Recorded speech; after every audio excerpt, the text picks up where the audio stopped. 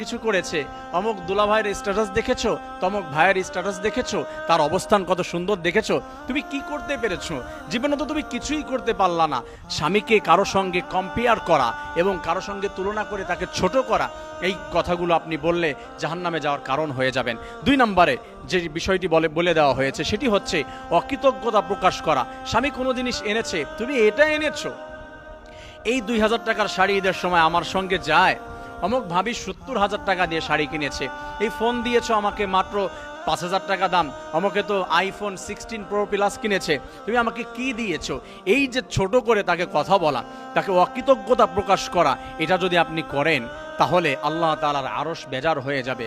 আপনার স্বামী মনের ভিতরে কষ্ট পাবে, আপনাকে সে যা দিয়েছে আপনি সেটার উপরে খুশি হন, তার যতটুকু অ্যাবিলিটি দিয়েছে, ভালোবাসা কতটুকু আপনাকে দিয়েছে, এটাই আপনি খোঁজার চেষ্টা করেন। কারণ হচ্ছে ভালোবাসার উপরে আর কিছু হতে পারে না। মানুষ সে আপনাকে কত পার্সেন্ট দিয়েছে এত দেখেন। আপনার দুলাভাই হতে পারে কোটি কোটি টাকার মালিক, পাশের বাড়ির ভাই হতে পারে কোটি টাকার মালিক, আপনার কোনো একজন রিলেটিভ হতে পারে কোটি কোটি টাকার মালিক, কিন্তু আপনার হাজবেন্ডের এত টাকা নাই, সে ভালোবেসে আপনাকে যা কিছু দিয়েছে তার ভিতরে আপনি সন্তুষ্ট থাকার চেষ্টা করেন। 3 নম্বরে যে বিষয়টি আপনারা বর্জন করবেন, আল্লাহ রাব্বুল আলামিন জানিয়েছে শরীয়ত সম্মত আদেশে অবাধ্য। আপনি আপনার স্বামীকে কোনো বিষয়ে অবাধ্য, কোনো বিষয়ে আপনার সে আদেশ করেছে, আপনি তার উল্টা গিয়ে সেই কাজটি করছেন, বা আপনি কোনো বিষয়ে তাকে বাধ্য করছেন, আপনাকে নিষেধ করে দিয়েছে তুমি এখানে যেতে পারবে না, আপনাকে নিষেধ করে দিয়েছে অমুকের সঙ্গে কথা বলতে পারবে না, তুমি এটা করতে পারবে না, আপনি সেটা করতে পারবেন না। যদি শরীয়ত সাপোর্ট করেন এমন বিষয় সে বলে, আপনাকে বলেছে আপনি নামাজ পড়তে পারবেন না, তাহলে আপনি তার কথা মানবেন না। আপনাকে বলেছে আপনি রোজা রাখতে পারবেন না, আপনি তার কথা মানবেন না। আপনাকে এই বিষয়গুলো যদি সে কখনো ফোর্স করে তাহলে আপনি সেটা অ্যাভয়েড করতে পারেন, সেটা আপনি ডিনাই করতে পারেন, ফিরিয়ে দিতে পারেন। তবে স্বাভাবিকভাবে আপনাকে যদি কোনো বিষয় সে নির্দেশ করে এটা আপনার মানতে হবে।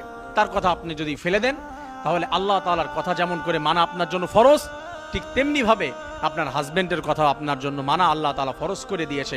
তার কথার বাইরে যদি আপনি চলে যান তাহলে আপনার জাহান্নামে যাওয়ার কারণ হয়ে যাবে। তাকে কখনো বাধ্য করতে পারবেন না, তার বিষয়গুলি আপনার প্রত্যেকটি বিষয় মেনে নিতে হবে। 4 নম্বরে হচ্ছে স্বামীর প্রতি কোনো অবস্থাতে কোনো সময় অভিশাপ দেওয়া।